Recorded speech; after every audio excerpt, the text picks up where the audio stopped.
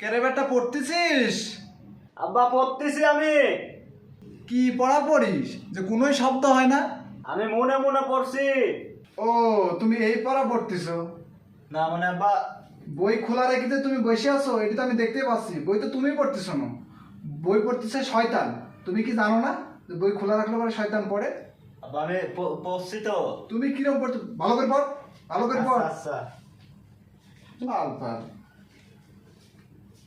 বাপ তো ঠিকই কইলি, বই খোলা থুই আছিস, আমার তো পড়তে পড়তে জান শেষ হয়ে যাচ্ছে। দেখেছিস আমার চোখের তলে কালি পড়ে গেছে।